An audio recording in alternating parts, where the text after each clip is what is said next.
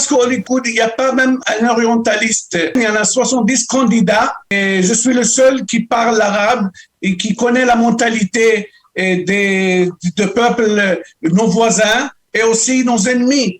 Quand vous voulez faire des pourparlers ou quand vous voulez faire des accords avec nos voisins, il faut connaître le Coran, il faut connaître leur histoire, leurs coutumes. Et malheureusement, ici en Israël, on ne connaît pas très bien ça.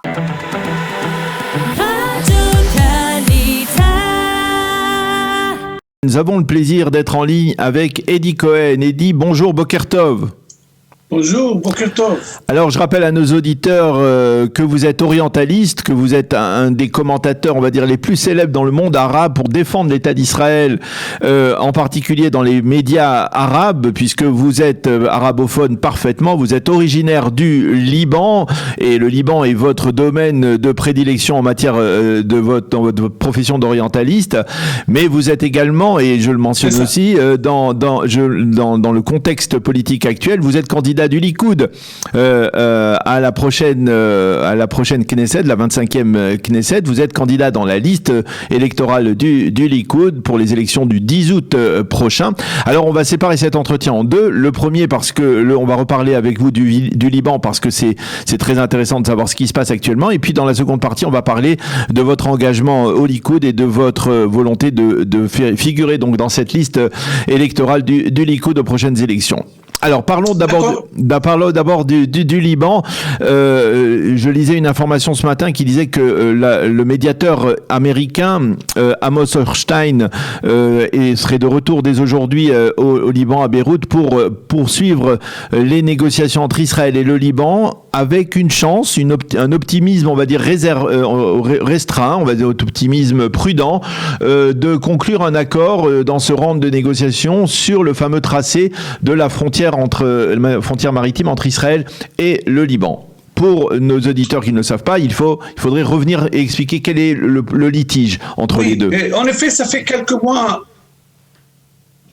Oui, c'est très vrai. Ça fait quelques mois que Amos, le médiateur américain, et aller-retour, il vient des États-Unis, il était au Liban, il était en Israël. Maintenant, il va retourner encore une fois au Liban.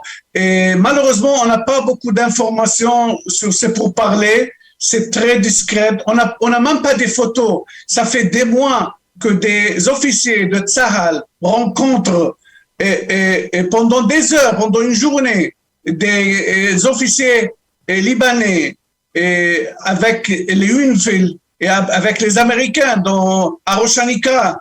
Mais il y a même pas une seule photo. C'est très discret, oui, mais on ne sait pas très bien qu'est-ce qui se passe. Apparemment, Israël a accepté, ouais, mais on attend la réponse des Liban. Et c'est comme vous avez dit, la frontière maritime. Alors, maritime entre Israël et le Liban. Il n'y a pas beaucoup d'informations, il faut que je le dise, c'est très très discret. Alors, très très discret, mais est-ce qu'on peut dire par exemple que dans l'accord qui se précise, la plateforme gazière de Karish, dont on a beaucoup parlé, qui a été la cible des drones du Hezbollah ces dernières semaines, est-ce qu'elle reste dans le domaine de juridiction de l'État d'Israël, comme le souhaite l'État d'Israël, bien entendu ? Non, il y a une partition, ils vont partager 60%, 40%, apparemment. Encore une fois, je ne peux pas vous dire parce qu'il n'y a pas d'information.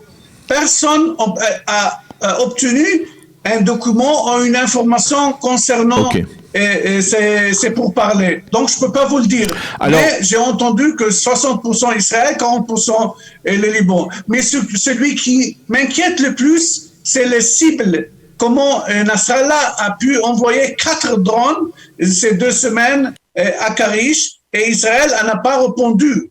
Et ça, c'est très inquiétant parce que comme vous savez, on vit au Moyen-Orient, on n'est pas en Europe et le Hezbollah regarde et voit qu'Israël, elle est faible, elle n'a pas répondu. Et ça, c'est pas bon aussi pour parler. Nasrallah, il veut dire au peuple libanais, regardez qu'est-ce que j'ai fait. Moi, je suis le libérateur. Moi, je vous défends. Je défends les intérêts des Libanais. Et malheureusement, il a gagné des points. C'est-à-dire que si un accord est conclu avec le Liban, Nasrallah fera tout pour dire c'est grâce à lui. Bien sûr, on peut voir l'histoire. Quand on est parti du sud Liban en 2000, et c'était la décision d'Ehud Barak. C'est pas Nasrallah, mais Nasrallah, il a sauté et il a dit c'est moi qui ai obligé les sionistes de retourner à Israël, de prendre les tanks et retourner en Israël. Oui, c'est ça, le Hezbollah. Il veut dire au Libanais que lui, il est le défendeur et lui qui a gagné la guerre avec Israël, et c'est lui. C'est la raison d'être de Nasrallah. C'est cette phrase. Moi, je défends les Libanais parce que les sionistes veulent voler les intérêts du Liban. C'est ça le slogan de Nasrallah. Et ça marche auprès des Libanais, même des Libanais chrétiens, des autres ethnies? Ça a marché au début, maintenant moins, mais quand les Libanais ils ont vu qu'il a envoyé 4 drones et Israël n'a pas répondu, et Nasrallah il regagne la confiance des Libanais. Je dis ça malheureusement. Juste une question historique qui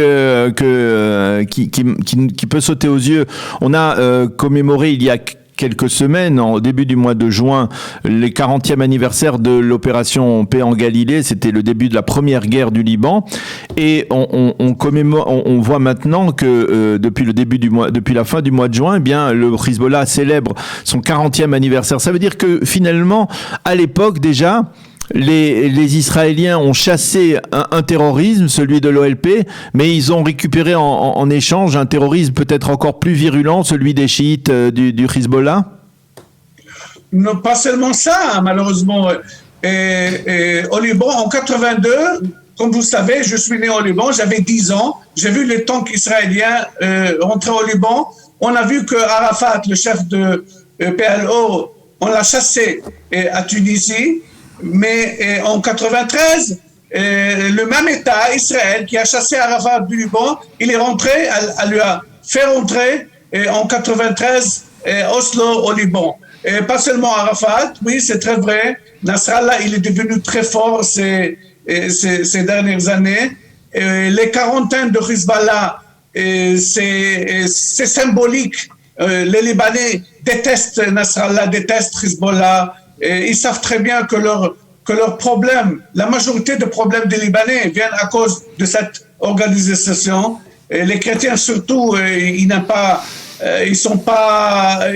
vivent malheureusement sans liberté, ils ne peuvent rien faire. Le Liban est devenu comme une province iranienne, mais ils ne peuvent rien dire. C'est ça la dictature de Nasrallah.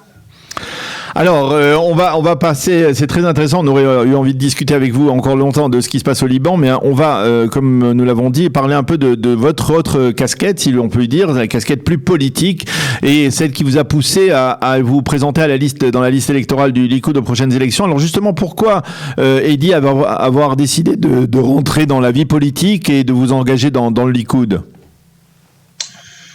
Tout d'abord parce qu'au Likoud, il n'y a pas même un orientaliste. Et il y en a des dizaines, il y en a 70 candidats.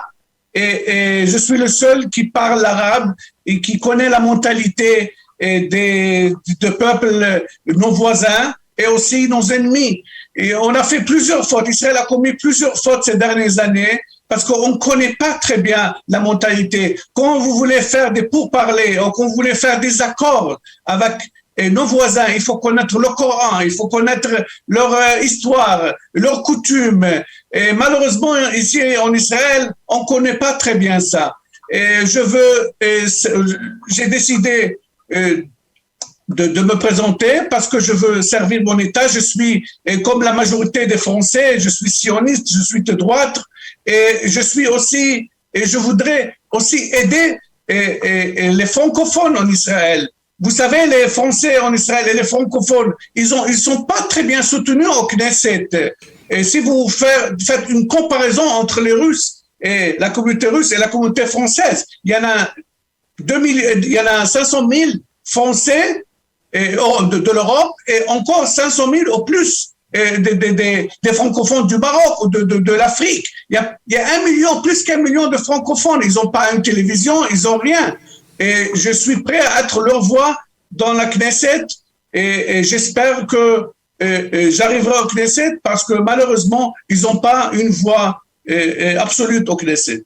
Alors pour arriver à la Knesset, il faut combien de soutien? Comment on organise cette campagne?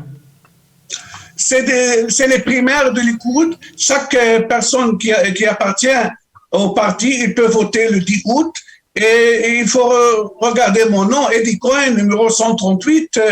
Et je serais ravi de soutenir aussi, si je serais élu, bien sûr, la communauté française, la communauté francophone. Comme j'ai dit, je vois les autres communautés, ils sont très bien soutenus. Les francophones, malheureusement, ils sont un peu mal organisés et ils n'ont pas une force politique. Et je suis là pour donner cette force politique en coopération avec des autres membres de Knesset, s'il y aura des Français, bien évidemment. Et j'espère aussi qu'il y aura. Et comment vous expliquez le fait que justement il n'y ait pas d'arabophones ou en tout cas d'orientalistes comme vous qui postulent pour la liste électorale au Likoud? C'est-à-dire pourtant c'est un sujet qui est prédominant et puis pourtant au Likoud il y a énormément de Sfardim, de gens qui viennent des communautés de ce que l'on appelle les communautés d'Afrique du Nord, de Mizrahi. Pourquoi? Ça n'a pas de rapport parce que c'est une nouvelle génération. Moi, je suis presque le dernier juif libanais qui a quitté le Liban en début des années 90. Et je suis un juif arabe, je suis libanais, j'ai vécu avec les Arabes, j'ai étudié dans des écoles libanaises. Et ici, la génération, ils ne veulent pas apprendre l'arabe, ils apprennent à être avocats, aux docteurs, aux techniques. Et c'est ça le problème. On a négligé un peu la langue arabe. Aussi, l'État a négligé beaucoup la langue arabe. Et ça, c'est très, très mauvais parce que on habite ici, c'est nos voisins, on achète chez eux, ils achètent chez nous. Et c'est très mauvais, ça. Eh bien, on a bien compris votre objectif, Eddie Cohen. Merci beaucoup d'avoir accepté de répondre à nos questions à la fois sur... J'espère recevoir le soutien des membres de Likoud, des francophones, les Français de membres de Likoud, et qu'ils votent pour ma candidature. Et je souhaiterais aussi les aider si j'arriverai au Knesset. On l'a bien compris. Merci beaucoup encore une fois, Eddie Cohen, d'avoir été avec nous ce matin à la fois pour nous parler de votre pays d'origine, le Liban, et puis de vos préoccupations et de vos objectifs politiques aujourd'hui, donc de figurer dans la liste électorale du Likoud aux prochaines élections. Je rappelle que les primaires, c'est le 10 août prochain pour la formation de la liste électorale du Likoud. Merci encore d'avoir été avec nous. Bonne journée. À bientôt. Shavuot Tov. Merci, Daniel. Ciao.